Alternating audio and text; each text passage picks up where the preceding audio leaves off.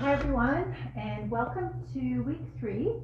This is the third week in our Slipping into Spring knit along, featuring 2 different shawl projects. Here we have the ARTUS shawl and Pressed Flowers shawl. Put the links down below in the comments if you'd like further information about these gorgeous projects. Both of these are using mosaic knitting as a slip stitch technique. So while they look like it's stranded color work or fair out, it's entirely one row, one color, no tangling of yarns at all. So I'm going to show you progress on both of the shawls and just let you know which yarns we've been featuring. So we've had a choice of 3 different yarns. One of them is organic wool with cellulose, and it is 75-25 Echo Tweed DK, and it comes in brighter tones with little tweed flecks. So that one was popular for ARTUS, and we'll get more pictures posted as they come in. Some people had a late start, and others are finishing up winter projects before they start their shawl project. And the other yarn that we featured mainly for the ARTUS shawl, but some chose it also for Pressed Flowers, is the Milo. And this is hand dyed in tonal shades. It's a combination of merino and linen, 35 linen, 65 merino. So great for having a extra bit of drape when you're finished and blocking your shawl.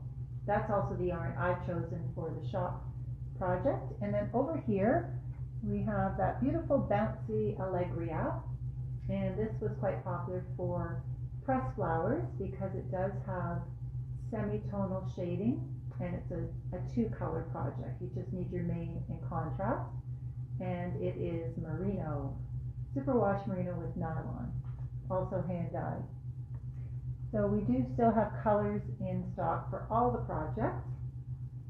And I want to say congratulations to last week's incentive ballot winner, Janet F. She had the correct answer, and it was a random ballot choice. So here is the prize that we're all vying for. And this is a basket of a brand new linen cotton yarn in a really nice sort of deep olive green. And there was a pattern in there too. I don't know what the pattern is for, but I'm assuming it's for a summer top.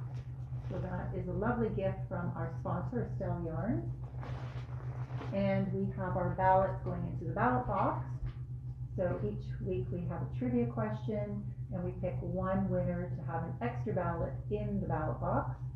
After next week, let's see, next week is week 4. The week after will be a live draw to see who wins the lovely prize. So I've got you all caught up on what we're doing. And now I will show you progress on the ARTUS shawl up closer to the camera, because I'm sure you want to see all the detail work. And feel free to post in the comments where you're watching us from, what you're knitting on, and what's going on in your neck of the woods. So ARTUS is knit from the top down, so I'm holding it in the direction I've been knitting it. We had the garter tab cast on, and then a really simple, what they call waffle stitch pattern. That is using the slip stitch technique throughout the main color. And then the little bands of 1-in-1 color work, they are stranded. So that's not a slip stitch technique, that is stranded. And then you get into the really fun part. I know some of you are just getting there now. We've posted a couple of project pics, works in progress, on our event page, so feel free to have a look there. So there is a very large border pattern starting from here, and this is what's using the mosaic knitting technique. So 1 color per row, even though it gives the illusion of colors being carried across.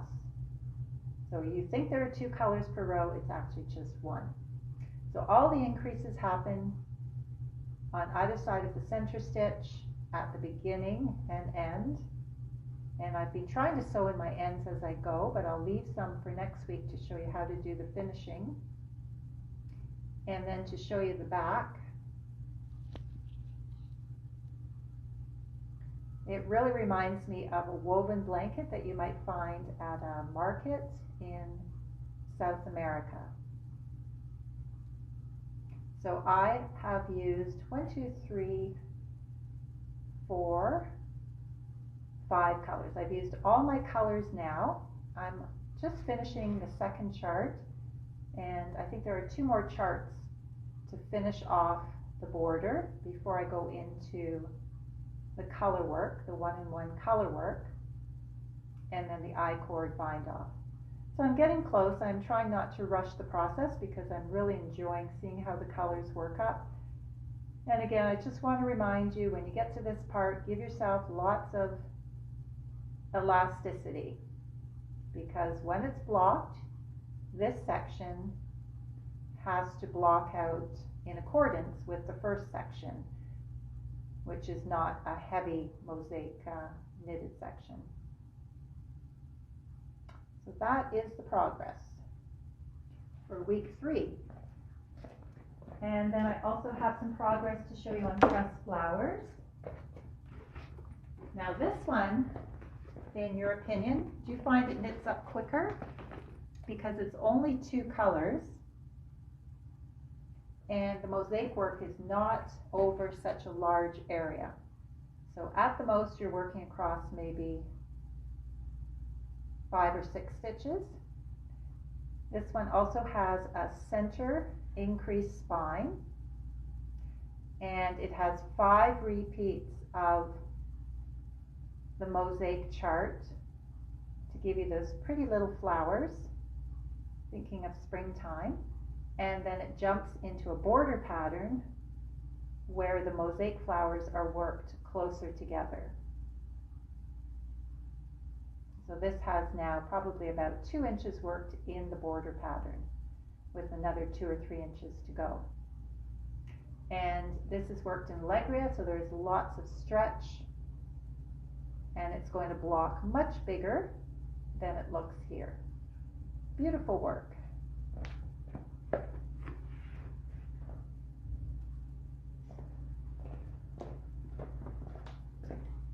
So that is just catching you up on our works in progress. Don't feel that there's any pressure for you to spend 12 hours a day knitting on yours, to feel that you have to catch up to a certain level. It's all just fun, and whenever you finish, and it doesn't have to be within the knit-along time period. So what can I tell you about ARTUS? If you want any of the tips for getting started on ARTUS, be sure to go back into the event page, and you'll see week 1 and week 2 videos which have tips and tutorials to get you started. So I am now on chart B, so I have to complete chart C, and then, like I mentioned, I do have the 2 color band and then the I-cord bind off. So the I-cord bind off will prevent it from curling up because there is no ribbing or garter stitch at the very bottom. And when I finish my chart C, I will have 413 stitches on the needle. At the moment, I've put it onto one of our goddess cords so that I could show it off without having it squished on a circular needle. But this week I'll put it back onto my circular needle and continue knitting it. Now, pressed flower shawl. One of our knit-alongers found a mistake on the border chart, and I've made a note of what row it's on. You might want to do the same if you're working on this pattern.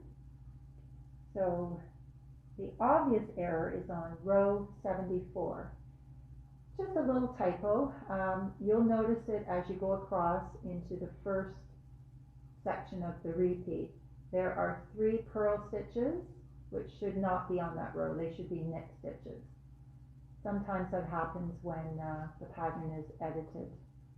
They just don't pick up on those little things. And this one is going to have a different sort of border. Well, you have your mosaic border, but then you have your finishing border. So 5 repeats of the main pattern, and then the border section. And then you're going to be doing a sewn bind off. So I will post the instructions for that next week, so you know what that entails. It is described in the pattern, just as a written paragraph. But I don't think many of us have done a sewn cast off border. And then there is a little section at the top which will have grafting to complete the, you can see here there was a provisional cast on, so the waste yarn is still in place, that pale cream color. And it's just a very simple 6-stitch grafted piece. So there's 3 stitches on the right, 3 stitches on the left. They'll go back onto 2 short needles. You could use sock needles, and then you're going to graft those 2 together, and that creates a very solid section which is going to go across the back of your neck, and it won't stretch out. A lot of shawls just cast on and go straight into the pattern, and the increases start to separate and pull, and then you get an obvious dip or a stretched opening there. So this designer has found a way to eliminate that. Nice and tidy, that's what we like, and also learning new techniques is great for our mind to increase our memory skills. Okay, so let's get to our trivia question. So this week's trivia question, we're going to have just a randomly picked incentive ballot put into our draw bucket. So feel free to Google the answer or guess, and we'll leave this open until Sunday morning so everyone has a chance to watch the video and participate. So the trivia question is, what does the term in the knitting world, what does the term frogging refer to for knitters? Frogging could mean something else in the outside world, but we're just worrying about what it means in the knitting world. Okay, so that is your trivia question for this week, and I will continue to post more update pics of the shawls as they come in on the event page and in our story. Hope you're enjoying your knitting, and it looks like it's going to rain for a whole day here, so that's perfect for us to get some knitting done. Have a great weekend, and I will see you next Friday at 5 p.m. Thanks for watching.